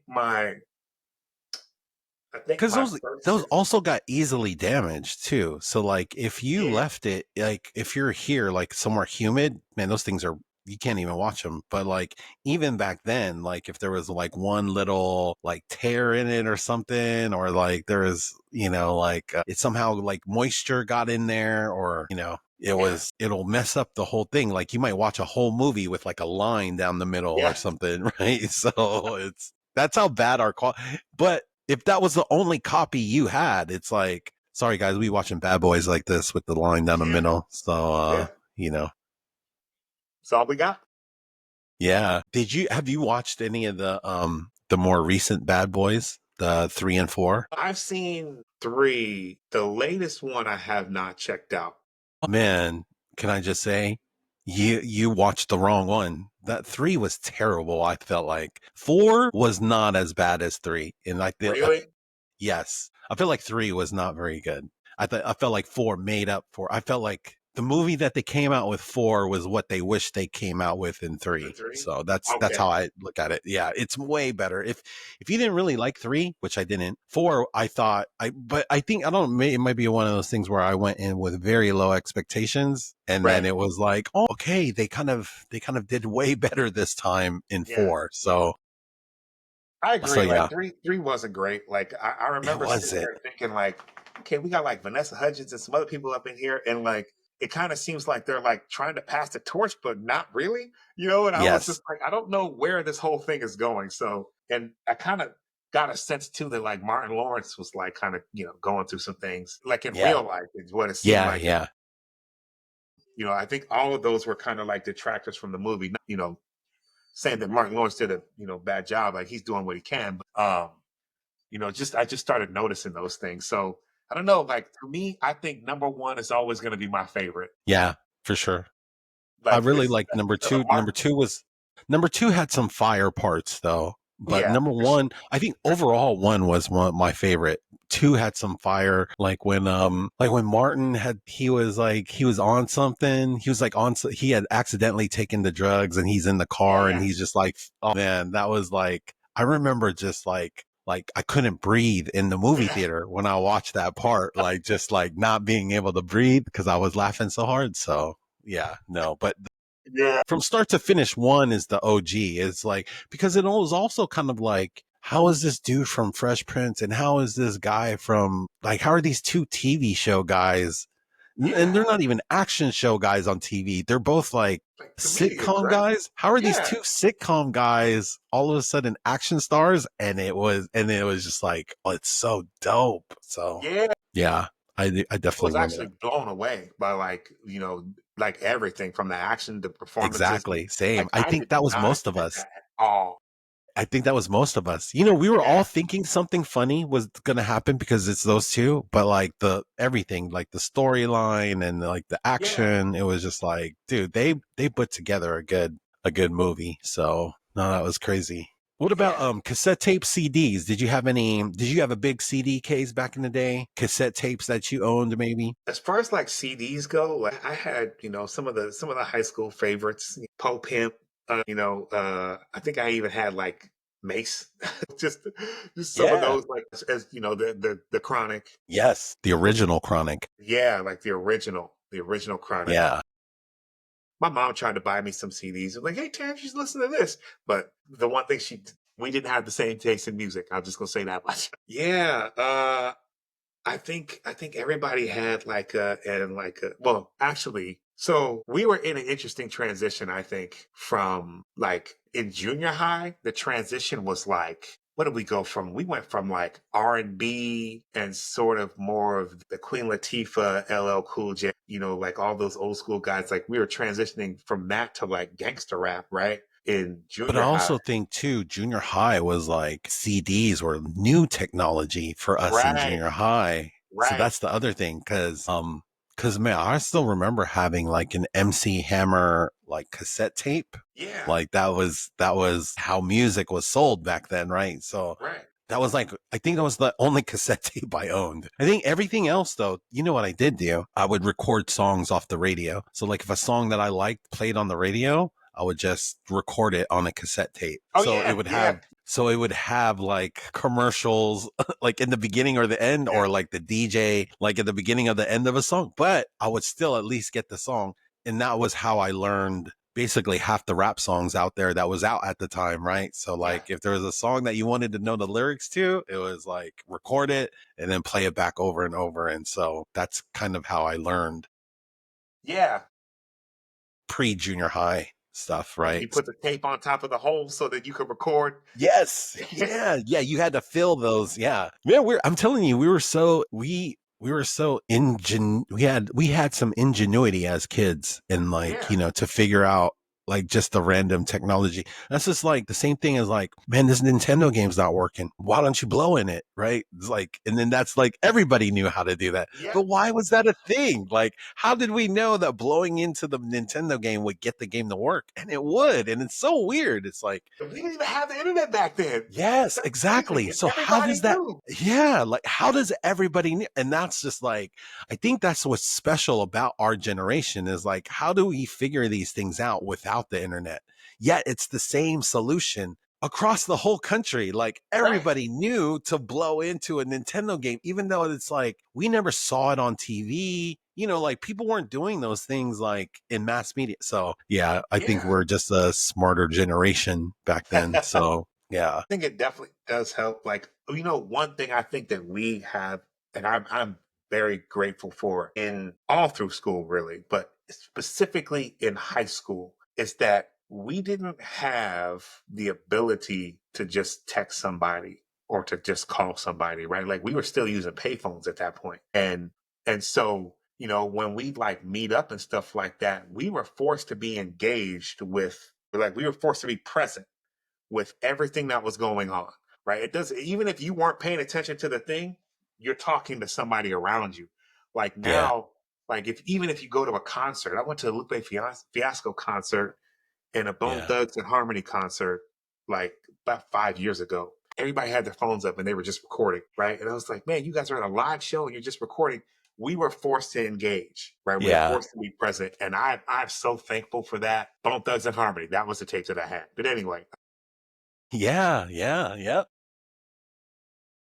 but yeah, I love the fact that like there's more for me. There was more of a sense of community, just because you're more engaged. And not to say that you can't have that same thing, but I just feel like you have to be more intentional now, instead of like just hitting somebody up on Facebook and just being like, hey, blah blah blah, even though they're like two houses down or something like that. I think you bring up a great point. I think it's easy to say that you're in contact with somebody by just being Facebook friends with them. And you're Yeah, just like, and I'll just use myself and you as an example. Like, man, this is a shame that it took a podcast for me to create, for me to sit down and have like this great conversation with you. You know what I mean? And it's just like, damn, like, and this goes for everybody, right? Like right, for sure.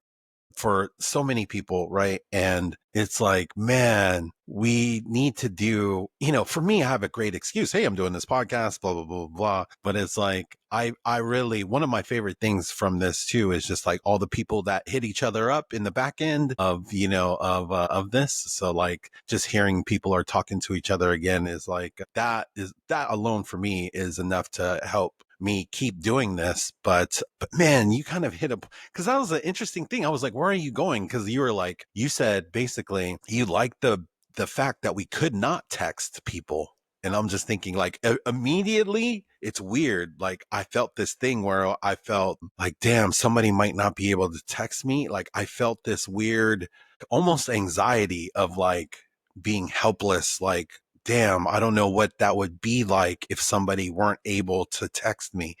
Dude, we used to live that. What are you talking Yeah, about? Why do you even feel like that? Like that was a normal thing where, just how we communicated was like you left a message on an answering machine or, and other thing that I thought you were going to bring up, but I felt like is also if you made plans to be somewhere, you had to show up too, right. right? And then if you didn't show up, it was kind of like, dude, should we call the police because this Yeah, person isn't here? Because it's like, we did something happen, right? It's like, we don't know. So that's the other thing I'm so surprised anything that any of us planned pre text messages. yeah, Like, how did we plan? Like, damn, like those plans were plans, So yeah, now, and I think as we get older and as people care less and less, like it's so easy for people to just send a last minute text, hey, you know what? Probably not going to make it tonight, right. and then like those go out so easily today. And it's just like,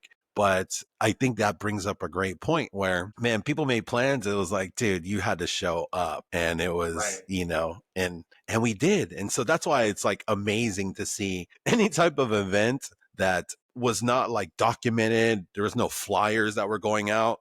But then, like, you see hella people there, you're just like, dude, like, even that group picture of you going up to that, like, it took planning, Yeah, to do that, yeah, thing. So that's why I'm like, man, it's funny how, yeah, it's just so interesting how culture, technology, social dynamics, how just things like change as they get older. And because you're right, I feel like that's what I feel like more and more people crave sort of some sort of like relationship dynamics with more people, but it's harder. It's weird how the internet it does this, it does that, but it's not the same. It's hard to explain it, right? It's like you have more reach. You could talk and reach more people. Like hell people are gonna hella maybe like a hundred people are gonna watch this, right? But then they get to hang out with me and you, but at the same time it's like they don't have to hang out with us because they're just watching us on YouTube, and I don't know. So it's uh, I I think that's kind of why I think movie theaters won't go away. I think people will still go to like people like going, like physically doing things like live concerts, like you were saying, like, and it's like, and now that I make content, I could see how people could record it, but I wouldn't record the whole thing. It's like, you only need to record second clips here and there of like different things and still enjoy the moment and be yeah. present. And so, yeah, man. We appreciate the technology side of it where we can at least get a glimpse into an experience. Yes. I just don't think that it will ever replace like the actual experience, right? Yeah. And I think 3 hours of it, like, you shouldn't really be spending 3 hours trying to capture that, right? I Right. think, I think you can spend much less time than what people are doing. Cause it's like, dude, nobody's going to watch your 3 hour of of you recording this concert from this random angle that you Right. have, it's like, maybe record half a song or it's just not the same, right? It's like, yeah, so I don't know, that's also what kind of makes me laugh about just the, it's, I get it, everybody's trying to, like, I don't know, record stuff or like make content or whatever, but yeah, there's definitely, I don't know, I think a lot of people say it by being present, and it's just hard to kind of like replace that too. It's like, Yeah. so yeah. Yeah. I um think I think it's a great way. I mean, like, like right now, you and I are talking and we wouldn't have been able to like done this, right, at True. all had it been Yes. from, because you're like we're, Yeah. So hundreds far. of Yep. thousands of miles away, Yes. hundreds or thousands of miles away, not hundreds or Yes. thousands. But anyway, it at least gives us this. But like if you and I were like in the same building, right? Yeah. Back then we would have been forced to interact with each other, but now it's like I can still just send him a text even though he's 10 feet away from me, so w- Yeah. That's true too. we, Yeah. we just have to be. I think that like we just have to be more mindful And I think that like we have to be more accountable, I think too, not just ourselves, but just the people around us when we talk about, we're getting things from them and we're having conversations with them, but it's easy to just go off and share that with somebody else. It's like, I can't believe they blah, blah, blah. So you're expecting a certain level of privacy that's now on record. Back in the day, if you and I Yeah. were to talk to each other on the phone, Yeah. once you hung up, like that was it. Like it was basically like if you were to go spread some sort of rumor about me, or if I was to go spread a rumor about you, that person doesn't know if it's true or not, Yeah. or something personal. Now if we have this stuff on record of somebody, like then all of a sudden now you are holding something in your pocket that is a private conversation. You're holding a library of private conversations in your pocket, Yeah. So I think that there's like an accountability side to it. And I'm glad that we actually didn't have to deal with that sort of um, responsibility when we were younger as well. Right. Because now, like, imagine how many pictures went out to people, you know what I mean? Yeah. Stuff like that. Like, back in the day, you knew It could have because you gotten only had bad. that roll of film. So back in the Yeah. day, you knew, right? It's like, man, I'm not wasting any of these pictures. Everybody look. Yeah.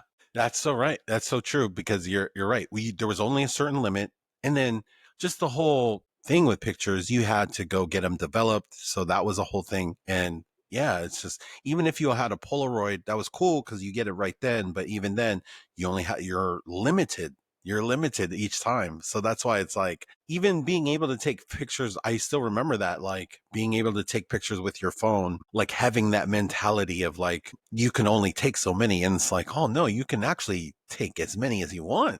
And Right. like not understanding that, like Yeah. it took me some time to be like, oh, you can really just take as many as you want. So Yeah. you mentioned that, man. What's that like? I think it might have been before you were talking about your son, and then how many kids? Like, just tell me like the ages and yeah, ages and like maybe grade that they're in. One. Okay, I have one son. I'm a geriatric father, as they call it. all good, all good. So he's 10 months old. So yeah. So he's Congratulations! yeah, Oh thank you. snap! Yeah, Yeah, no, he's a wild that's man. awesome. I love him. No, that's awesome. So I was gonna ask but you're not even at that age yet. Because I was like, man, what's that like with technology? But he's so young, so he hasn't even. Yeah, we haven't even had that. That he hasn't had. Yeah, No, I actually have so working in this industry, I'm not talking bad about the industry or whatever. It's just that like the way that things are designed, I just know that like for any kid, you have to severely like limit if you can. When a kid like 16 and 17, it's kind of up to them, but like you have to severely limit the time that they spend. A big part of the reason for that is just like it impacts their ability to pay attention because your brain forms in a different way. Like it develops in a different way because essentially what you're used to seeing is 5-second video, 10-second video, picture, picture. And as I'm flicking, that's my attention. It's like, okay, moving on, moving on, moving on. And that actually does affect their growth. development. And Yep, development. Yep. even us as adults, if the same thing happens, it's just a little different. With us, the end result, the output is that we are tired, right? Yeah. Like at the end of the day, we are tired. And kids, on the other hand, get hyper, right? So we both can't pay attention, but it just comes out a little different. I'm a lot more mindful. And again, like I'm kind of thankful that I had him when I'm older as opposed to when I was younger. My body does not agree with me, but Yeah. outside of that, like just being able to like kind of flag for some of these things, um, just because of like the way that things are designed, and not necessarily saying that like the industry is like evil or bad or whatever, but it's just that like I don't think it was designed with them in mind. You know what I mean? And if we give them access to those things, then we have to be mindful that it wasn't designed with them in mind. So, but there's one thing I will say I think everybody can benefit from is so I'm going to be teaching him about what I know, right? Like just as far as like, the web and, other things like the dangers of it and all that other stuff. But he is going to be able to grow up in a world that's powered by AI. Hmm. And that's not just on your computer. That's like you talking to something. It's in development right now everywhere. That's you talking to something, and then it's going to be able to perform an action, whether it's a physical action, like you say, open the door and it does, unlocks and opens the door, or like have it like a for real robot, be it a Yeah. small one or like a big one, and tell it to do something because of the way that AI is being developed now. And so he gets to grow up with all of this. And so I have to be like on top of all of it just because I think it also kind of makes you vulnerable in that sense, just like with anything, it's, things get abused and stuff like that. So I have to be on top of it. But I have been running an experiment with AI Okay. so this is for teaching people how to make video games without any code at all. That Yes. is our future. And Yes. so I need to be on top of that for his sake, but also I want other people to realize that like there are things that you can do and create now that you otherwise wouldn't have been able to do. Take whatever it is that you're passionate about, you can put it into this thing and it'll output something for you. Hell, it'll even give you the idea for it. If you're, Yeah. and so I'm starting a channel on that. I don't have it up yet because I'm still kind of in my sort of research process, but I created a game. So I validated my hypothesis already, if you want to call it that. It was completely possible. Um, Yeah. So you're starting a YouTube channel around this. Gangster. This is so gangster. This is exactly the type of, my gosh. Yes. So I heard the term vibe coding. Have you heard that? I'm so That, glad you brought that up. That is yeah. that is on point. That is exactly what it is. I depending on so I won't get like too deep into the weeds because I don't Hey, want to dude, story. this you can get deep as you want. Okay, Like all right. I asked the guests, can kind of go. You can be as nerdy, you can go as old school. You can. It's up to you, man. It's just like let's go. Like I'm interested in it, so yeah, let's Okay. do it. Yeah. Yeah, so vibe coding, they call it that. If I were to rebrand that as something else, because it to me it just sounds really very not gimmicky, commercialized, right? I wouldn't Hmm. call it vibe coding. I would actually just call it. I would call it prompt coding or like conversational coding. That's what I would call it, conversational coding. Really, what it is, it's like you're having a conversation with this thing, with the chat, and then what it's doing is interpreting that, and then it's outputting something. Now, there's a method. That's what I was really testing. Is like the method to get like the best. All this stuff is for free, by the way, but on my YouTube channel. But getting the best results just based on whatever your criteria is, and really, like it's not just about like you saying, "Hey, do this thing." Okay, do this thing. Do this thing, because it doesn't always get it right. And so what you can do instead is you can basically plan out what it is that you want this thing to do and then give it chunks of information that's in order, and then you'll get way better results. It can get you to 90% of the way there without you like if you Do you went know how to into code? yeah, I do. Okay, so you And I do know and how I to code. I do know how to code, but Yeah, you got a coding shirt. Nice. Did you learn? Where'd you learn that at? I At taught myself. Snap. Okay, my Yeah, bad. so back when I was like 14, like I started like making Street Fighter websites. I mean, they sucked, but I was like, oh man, this is cool. But I never like put them online or anything. I just made them for fun. And so then I just kind of fell into like coding, and then I went to school for it. I took one HTML class, and it was kind of boring me because I don't know, like to me it was a little too structured. I wanted it to be a little bit more organic process, so I just did it on my own. But I'll say this. So I'm not doing any coding with this vibe coding or conversation coding. Like Yes. I'm not doing any Okay. coding. Because I don't know how to code. So hearing about this stuff really interests me because I'm like, that would be so crazy to create stuff without knowing how to code. So like, that's why I'm all ears. I'm like, okay, Yeah. like, because I have random ideas and God, I had some random idea just this morning too. And God, but anyways, yeah, for a random app. But Yeah. And you could totally have this thing built. Like I think that like if anybody was to start, I could say you can start today, right? You can download either VS Code or Windsurf or Cursor. And all three of those basically are coding software. They're called IDEs, but which is integrated development environment. But what you can do is you can download those, and then you have to do something small if you just expect it to output a game. But you can create a game today, 5 minutes. Just go in there and say, create a chess game. And I recommend Windsurf if you're starting out, because Windsurf is more of that conversational coding. It'll say, oh, hey, by the way, do you want me to do X, Y, and Z? Why, yes, I do. Well, you want me to do this too? Why, yes, I do. So it really is more conversational. Nice. VS Code is more, that's the Microsoft, it's more like it just does what you tell it. And then at the end, it says, let me know if you want me to do anything else. So it kind of leaves it up to you. I think Windsurf is just more like it helps you along the way. It's almost like having somebody there with you that is building off of your ideas and writing the code for you. But I promise you, if you just say, because it's a well-known game, create a chess game, it will create one for you. And you can say one side AI driven or like run by the computer. Normally, if I was to code that, it would take about 3 weeks to a month just for that Like, functionality alone. 5 minutes. I kid you wow. not. So, and you don't have to know a whole lot. There's like two other things you have to do.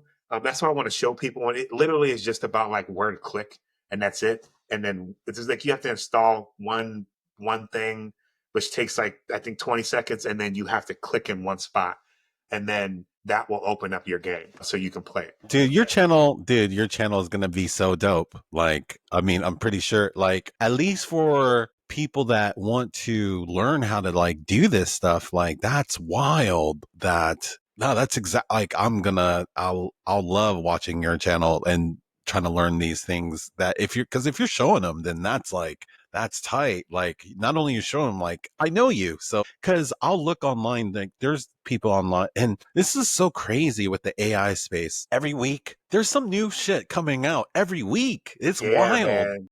Like I said, like I just started using Canva. Canva just said that they just announced on Thursday or Friday that they will have that available inside of their Canva, where you can build like without knowing code, but with conversation, like you could build different. So like if you're building a website, so they're basically trying to come up with a one-stop shop. Like you could design your whole website on Canva, and then you could put apps that you can just create on Canva that will, and I was just like, what the hell? And so I'm just like blown away that there's all these, like, everybody's got like these new AI tools to, and there's a lot of people out there that are afraid of AI. What would you say to those people that maybe they're just like, they see all these AI tools and people using AI and are afraid of it? What would you kind of say to them? So I would say it's not, I think that just the way that we tend to react just as humans is that there's something new that comes out that we don't understand and we're just terrified of it, right? And then it doesn't help that there are people out there trying to make money off of your fear by telling you that Skynet is real, right? So Yeah. there's that. And I would say like if you don't want to embrace it, that's fine. But if you're using your phone and you're saying, hey, Alexa or whatever, you're using it anyway. So you've kind of been using it. This is just a more advanced version of it. It's not sentient. If you want to embrace it, I would encourage people to embrace it because it opens up opportunities for people Mm. to the point where like if you want to start creating something, or if you have an idea but it's not fully fleshed out, you can have a partner that's going to help you do that a lot faster. When I was building websites, I don't know how many people came to me and said, hey, I have this idea for a website, can you build it? And I said, well, what's the idea? They would tell me, but then when I ask them one question, it all falls apart. And then they're just like, well, can you just, basically the expectation was they rounded off an idea, and then I was supposed to like fill out the details, build their business for them, build them a website. And there's a lot of that. So now you have an opportunity to just go in and have this thing. You normally would have to pay for this, right? Like Yeah. if you didn't know yourself, somebody to build your business, now you can just type in something and say, help me build this out. It asks you like 3 or 4 questions. All of a sudden you have a big ass business plan that would have taken you a week to write, and you did it in like 10 minutes. Like, I think that that's something to be Wow. embraced, and people are afraid that jobs are going to be lost. And I want to say that there's two sides to that. Like the one side is that this is supposed to be a tool. Unfortunately, I feel like there are, just corporations and companies that are that are thinking about it more in terms of like, we can do this with 20 people instead of 100. And I mean, I think jobs are going to be lost, and that's for sure. okay. I think that's okay because look at it. Man, if you go back to the founding fathers, dude, we'd all be farmers today, right? And Yeah. so it's like it's not like people are complaining about farming jobs, right? Right. Not all of us are trying to be farm. So that's what I'm saying because new jobs come up. You're like now we can do other things. You can be a creator. You can create more things. You can like AI will never have taste is one of the things that I like to say is like AI is not going to have the same taste as humans do. Like we just Exactly. like when we look at things, we know what kind of looks cool and what doesn't, or like looks like there's AI stuff out there where it just looks over, it just looks too perfect where, so Right. because like Exactly. there's like these AI like there's like these AI chicks on Instagram Yeah. Yeah. like they just look real thick and you're just like what Yeah. is this and but it was crazy because in the it says one of them was like something AI and it's just like dude this chick looks super real Yeah. she's like super like and I'm just like dude that's crazy that Yeah. and they have like 500,000 followers on there and like but they're not hiding that they're not AI it Right. says Right. AI on the thing and Yeah. I'm like damn that many people still are like following this account on Instagram that has 500,000 I'm like so yeah it's kind of crazy but my thing is just like yeah it's gonna replace some jobs but that's okay because it'll also create hella more other jobs like we can do more like I think more things will come where we can be more creative and do more things that we want to do anyway, right? I think it But levels the playing field, to be honest. yes, Like I think that even if we lose, even if there are jobs that are lost, I think that like, well, one, that comes from a mindset of like, higher ups that are trying to save money. For me, I don't personally understand that mindset because if I had 100 people and then I can make those 100 people 1,000 times more efficient, then yes, I would just use all the resources that I had. And then yes, why not just tenfold your money instead of shrinking yes, down and then trying to yes, make the same thing? But that is, unfortunately, that is a mindset. I will say that like smaller businesses can now operate like larger businesses can. You have to be a lot more tight with your operation, but at the end of the day, like this vibe coding thing, I think is going to help. And also like they have what's called agents now. Everything, I don't know if you ever heard of like agents, and it's basically like a bunch yeah. of AI AI. agents basically It's doing like they're stuff like while you sleep. Basically, is like yeah. So like you can get it to basically it's automation that you can do for your company. And instead of, like what it used to be was like bunch of instructions to the computer. And if anybody steps outside of this, linear instructions, then they have to call support. Now AI can kind of figure out what you're doing along the way and help you get to whatever you need, business operations wise or customer wise. And it saves them time. And to be honest, a lot of people complain about customer service in a lot of places because a lot of people are using like offshore companies to do that. And a lot of times it's yes, mostly bad connection. Like you can barely hear the person, right? So, bad connection. You have to wait long hours, yeah, literally hours, to get a hold of somebody. You finally get somebody. The accent is so strong that you cannot yeah, understand them. And yeah, then, so you add all of those things together and it then provides a very terrible customer experience, right. right? Customer service experience for anybody out Yeah. there. So, no, makes So total just sense. embrace it.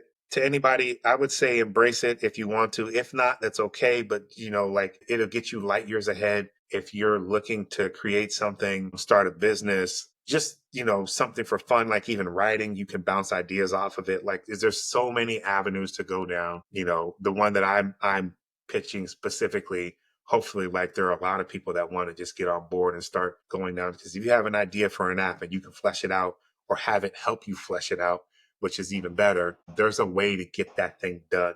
So Woo! yeah, That's so dope.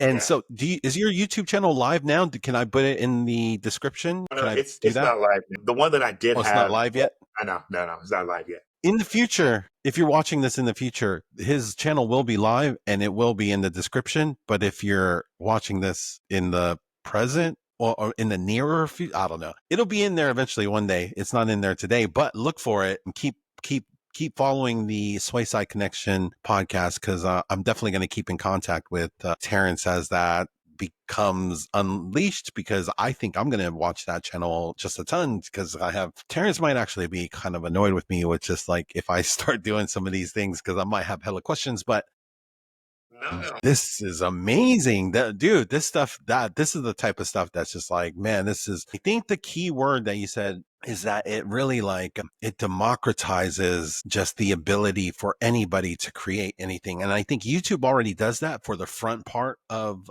Yeah. the internet. The Yeah. front part, anybody can create a YouTube channel. Like if you make good videos, people will watch, blah, blah, blah.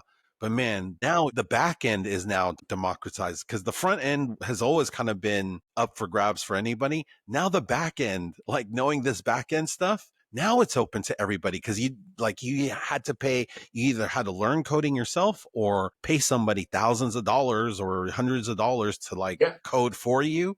And Yeah. so now that is amazing that this is like even a thing. So Yeah. dude, that's dope. That's dope.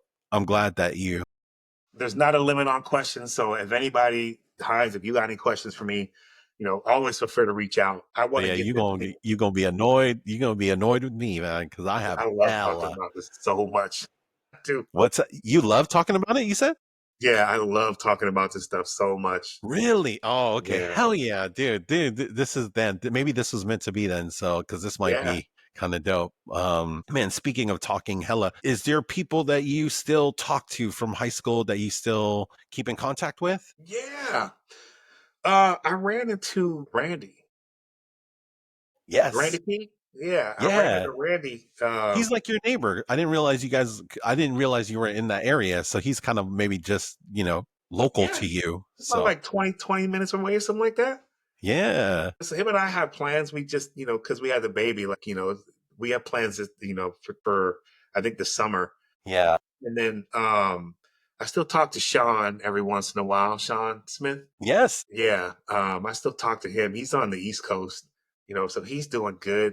Do you ever go out there? No, I haven't been out to the East Coast since I was like, I want to say 16, 17. No, actually, that's wrong. The last time I went out there, I was 20 something, like 28, I think. Yeah.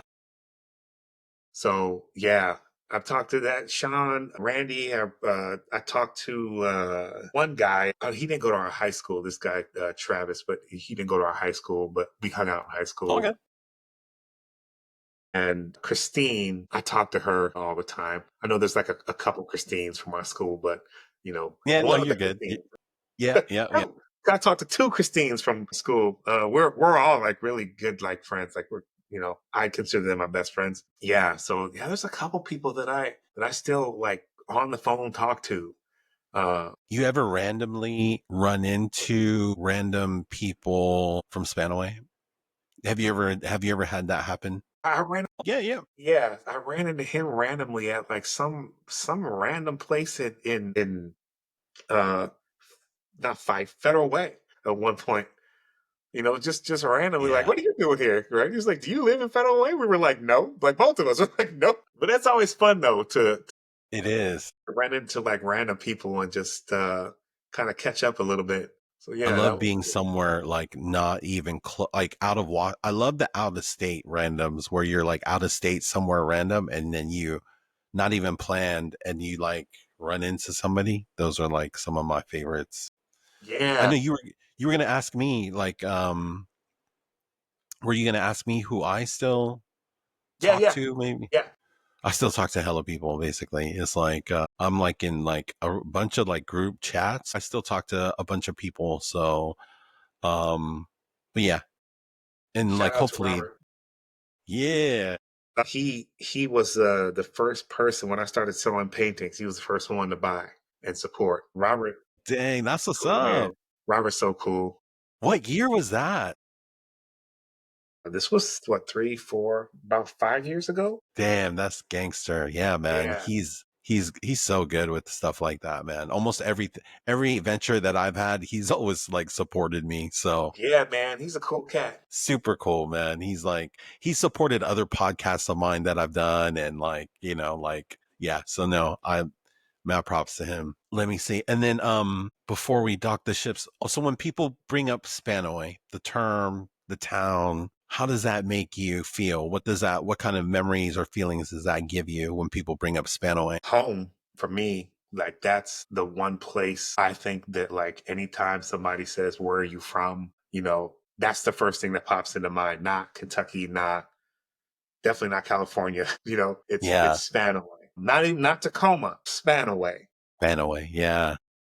And this just also too, like, it's just so nostalgic, like just being, me, Darius, my brother, Sean, we were the only two houses on the street. And so it always brings me back to my childhood. So it's always like this euphoric sort of, just kind of gets you, right? For me, anyway, Yeah. like that's kind of what I go back to Spanaway or Sway, That's as we dope. call it. Yeah. And finally, if we can go back to 1998, when we graduated and have a conversation with yourself, what would that conversation look like? Probably tell myself first and foremost to like aggressively pursue the things that you want and don't just think that you have to take other things because it doesn't look like they're going to work out. You don't think that can happen, because the reality is that even if it takes a long time, you can make it happen. Like there's been times in my life where I thought like, man, I'm never even going to be able to afford like a new car. I'm going to have to work at this other job and, this, that, and the other. But the reality is much better if you can, as we say, use that main character syndrome main character syndrome Yes. as a positive, Yes. right? Build on it and don't be an asshole and buy Bitcoin. Those, those. Oh man, that's so dope. That's so good. And today's conversation was amazing. Thank you again for coming on the SwaySide Connection Podcast. And we will see all of you guys in the next one. There's also Terance Tucker out.